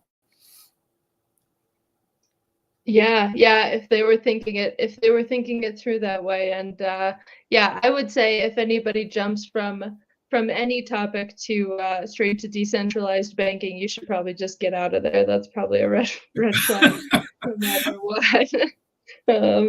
Yeah. And two, I also want to say right now is I think especially with what's going on with, I mean, you know, all over the world, there's so many horrific things taking place. What better way to get people to turn away than to throw in this kind of crap and this nonsense? No, we're going to burn books over here. And oh, we're going to, you know, do, you know, A, B, C, and D, and then throw in the conspiracy theories and watch Alex Jones and think that all, you know, Sandy Hook was just a game or a ruse. And I think it's a great way for a specific group of people to distract us from what is really important in our world right now. And I think that's unfortunate. And I really do hope that people that are listening to the show that have a fascination like I do, like I think all of us do, with something that is one of the most important subjects. If extraterrestrial life were here, that would be obviously the biggest thing that we have ever experienced. And that is important and that should be studied. But what's taking place now has nothing to do with that pure, you know, wanting to find that information out. And so I've got to just ask really quickly, because I know Peter wants me to ask this question. On the idea of UFOs have shut down nuclear sites. Is it possible that such incidents, if real events, could have been tests of systems to remotely override nukes and prevent launches? That is a hard question whose answer I would guess is probably classified, not to sound like I'm testifying at a UFO hearing. But yeah, I have heard that idea and accounts of that of UFOs flying over and shutting down the control systems at nuclear sites. I mean, I suppose it is technically possible that it could have been a test of a system of that sort. I would think that, I mean, I think it's probably unlikely, but I don't immediately see any reason that it wouldn't be theoretically possible for that to be a test. But I would guess that if it were happening, it would more likely be a test on our side of our own technology. For that, I think that no one else would be allowed to have an incursion of that sort that close without more of a response from someone else, or to get that far and get that close. But I mean, there are projects I don't know about that no one without a clearance knows about, and so yeah, I think it's unlikely, but I don't see any reason that it wouldn't be technically possible. Good question. Controversial. Yes, exactly. And I know Peter's been, you know, he's got a lot of questions, and I love the way he puts things. And so thank you, Peter, for your question. I appreciate it. Yeah, and if all of you have more questions, please get in there and make sure when you're asking questions, I do not say this, but if you could do it, put them in caps, that would be very helpful to Jack and myself while we're trying to look at chat and then also have a great conversation with Sarah. So thank you. I have a question, please. No. Thank you.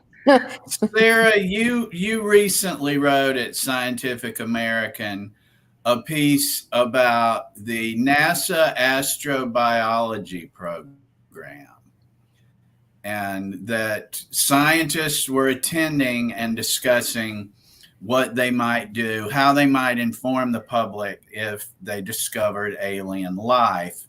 Now, that alien life, you know, could be defined as a lot of things other than Independence Day type of, you know, circumstances. But would you tell us a little about that event and what was going on, please?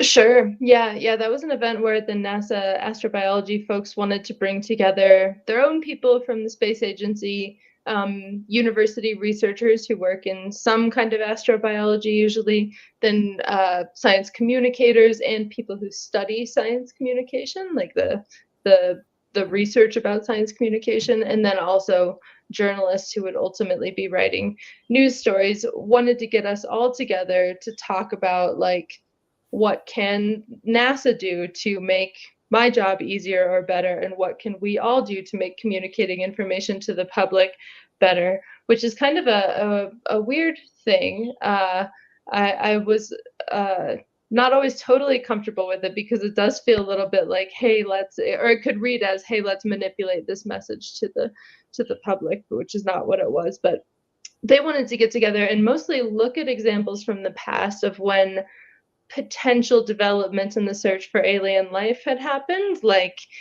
discovering water on Mars, or I don't know if anybody remembers back in the 2010 era when they discovered life out in California that was maybe using arsenic as part of its DNA, that they thought might be like a parallel to an alien, or big consequential things like that, that have not yet ended up in a declaration of any kind of alien life. And look at what went right and what went wrong, to try to figure out how to do it best. And so, from the journalist side, what we said, which I like to think, Jack and Erica, you would appreciate, is don't hold back any of your information. Give us all the straight information. Don't manipulate it. Don't hide it. Just be quick, be transparent, and be thorough. And but some of the scientists and the people at NASA were very interested, because they're talking usually about, microbial life on Mars, or the detection of a signature of potential biology on a planet far, far away, and not so much the Independence Day scenario. They were very interested in, like, how do we communicate that confirming or refuting this, not to bring that up again, will be a process. It'll probably take years, and it will probably never be totally certain, especially if it's an exoplanet. So, like, how do we communicate that, like, this particular science isn't about making a firm conclusion, and it's definitely not about making a firm conclusion about aliens right now. You're going to have to wait and be patient, which I think is a hard problem. But what I said, and I think most of the other journalists agreed, is that if you give people reading news stories a chance, to understand that science is a process, and it's okay for things to be uncertain, and to gather more data and wait to come to a conclusion. Like, people aren't dumb. They understand that, and you can say it. And if you respect the intelligence of your readers, you don't have to try to manipulate the message. You can do that. So that's kind of what I came away with. But what would you both like to see? And if NASA found alien life, what would you like them to do in its communication with the rest of us? I would definitely like to make sure that Jeremy Corbell wasn't involved in any type of communication. Please don't. I mean, other than that, I'm pretty good. I'm open. How about you, Jack?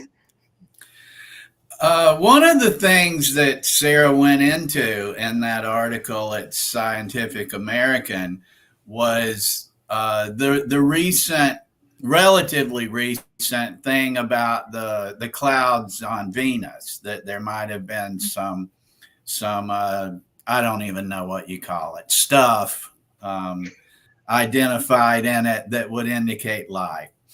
And they kind of defended that, like you're saying, Sarah, that, the public can figure it out, that they said, maybe, we think so, this is what we're looking at. Turned out they're not so sure about it.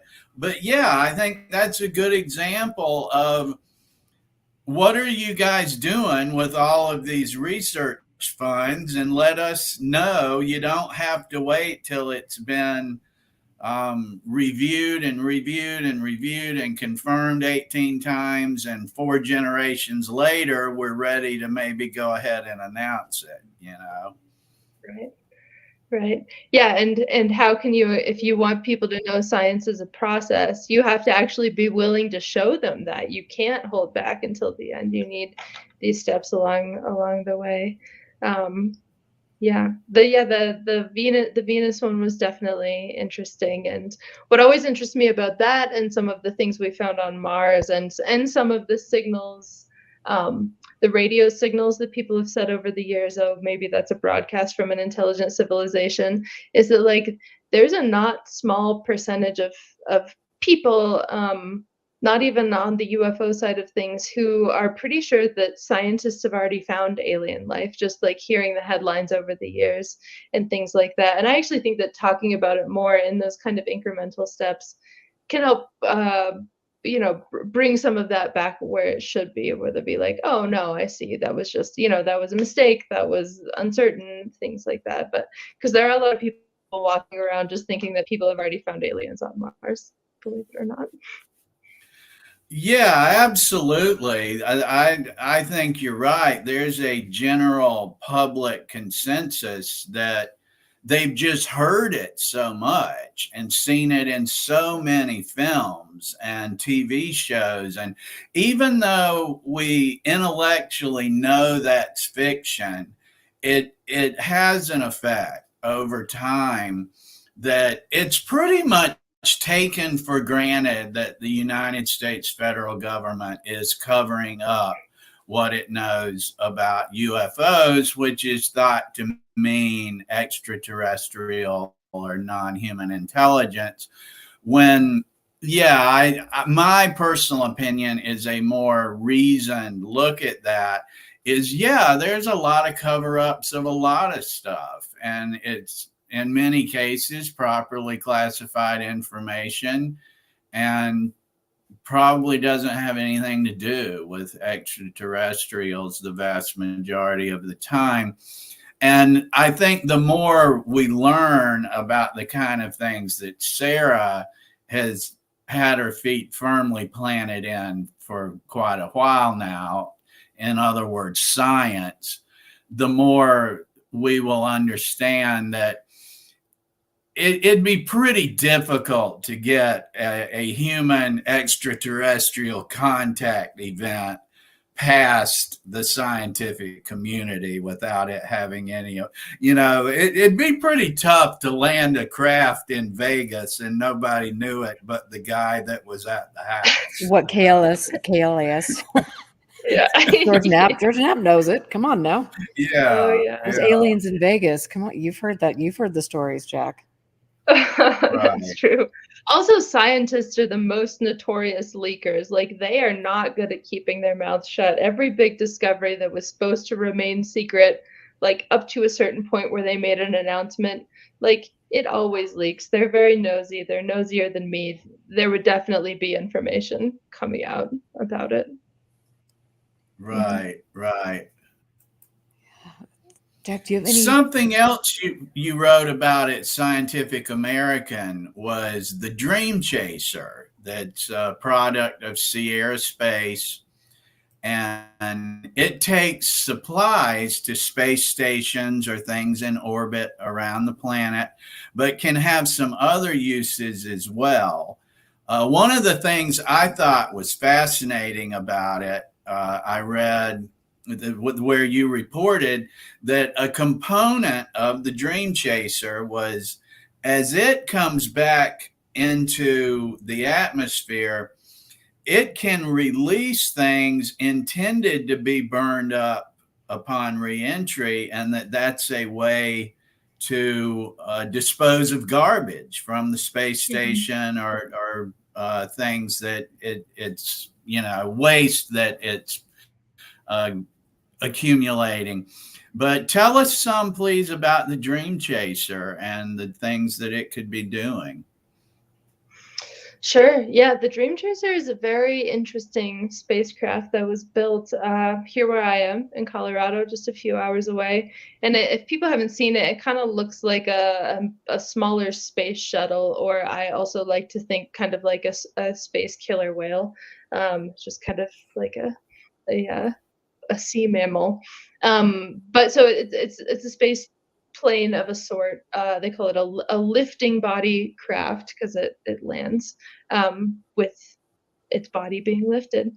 And so NASA has a contract with Sierra Space to use Dream Chaser to bring supplies to the space station, and then, as Jack said, to take their trash back down and burn it up in the atmosphere, a very fancy version of like burning your trash in a barrel in the backyard. But it works. And so that's the primary use right now, but Sierra Space really imagines it being useful all over the place. One application that I've been interested in for a long time that's probably farthest from fruition is like they can sort of not mass manufacture, but kind of clone these spacecraft. And if you are a country without a space program, or the United Nations, a bunch of nations coming together, and you want to launch a space flight, but you don't have your own space agency, you can just buy a Dream Chaser and be sending up your own experiments, or they're working on one that is meant for people, not cargo. And so someday a country without a space program or that doesn't want to spend the money developing their own spacecraft can just buy this kind of off-the-shelf space vehicle and send people and experiments up, which I think is pretty cool and incredible, and probably much more democratizing of space than most space tourism things out there. But I'm also always interested in the military and intelligence side of things, as you guys and probably all the listeners are too. And so Sierra Space also wants to sell the Dream Chaser to the military to do what they call point-to-point transportation. So kind of flying from one point on Earth up through the atmosphere, through space, and landing at another much faster than a conventional aircraft could. And so that could be people someday, that could be ammunition, that could be disaster relief supplies. And so, if so far, it hasn't done anything, it hasn't gone to space and docked with the space station yet. But once it does, I think all of these potential uses are really, really interesting for the future. Thank you. Thanks. And Sure. we have a question from chat here. One of my favorite chapters of Sarah's book, They're Already Here, was about observatories and her work she had done at a national observatory, and how she tracked down a conspiracy theory that was going on near one. And Tom in chat asked if you could share some another interesting story about things that happen at national observatories like that. Sure. Yeah. I used to work at one. I can't remember if I actually mentioned that in the book, but I worked at the National Radio Astronomy Observatory in Green Bank, West Virginia. And that one, like most of them, is super isolated, and it's actually banned from having cell phone service or wireless internet or things like that would interfere with the telescope. So when I worked there, no cell phone, no microwave, no wireless video game controllers, no Wi-Fi. So it was a little bit like going back in time. And there I was in charge of like public outreach with kids. So kids would come for overnight trips, and we would let them use some of the older telescopes to gather their own data about the universe. And I'm not sure if this is a boring answer or not, but that's one of my favorite things about the observatory. Like, people would come there a lot, be like, have you discovered aliens? Have you hidden them in the basement? Are you doing secret intelligence work for the government? But what I really liked was taking these kids who were just kind of interested in science to this old radio telescope that they could operate themselves and mess up and just, point it at the center of the galaxy and be able to get radio waves from the center of the galaxy when you're 12 years old. Like, come on. And it was cool to watch them do that. And so that was one of my favorite parts of it. But Sure. Mm-hmm. That had to have been empowering, like to see a young mind and just get their wheels turning, and to know that, perhaps someday when they're 70, they're going to look back at that moment as a defining moment in their life that could lead to their whole way of living. I mean, it's like just that could spark something. And I think that's a really cool thing. Yeah, hopefully. And we tried to teach them, they didn't need to actually know anything about the black hole at the center of the galaxy or hydrogen gas. It's not important for them. So we would just try to get them to, like you guys do, look at the data, interpret it, have a hypothesis, confirm or refute it, and just try to take, like, what do you have in front of you? What is this information? What can you make of it? And it didn't really matter if they were wrong or if they remembered it. The goal was just for them to try to figure out those sorts of critical thinking skills, which was, they hated at first and then came to love as the weekend would go on. But yeah. So cool. Thanks for the question, Tom. Yeah.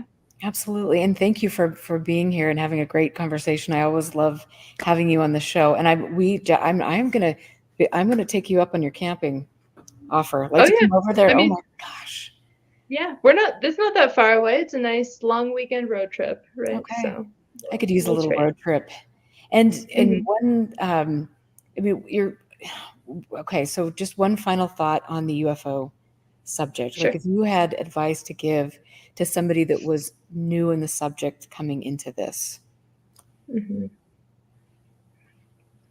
I think it's very tempting to start with the present and whatever mystery drew you into it, whether that's a news story or a personal sighting or, somebody in your town seeing something weird in the sky, and to just, glom onto that present. But I think it's very useful, before you try to interpret the present, to look back at what has happened in the past and all of these patterns that we've been talking about and the different manipulations, so that you come back to the present and can see it through that more full lens, and it'll probably make more sense. So I guess read every UFO history book you can find before, which is not practical advice, but No, but that's great advice. Thank you. And I'm sure Barry Greenwood, who's the big, the huge historian and archivist in the subject, will be very appreciative of that, because I know that, he definitely feels sometimes with all the new stuff, coming about, he's just like, nobody cares about history.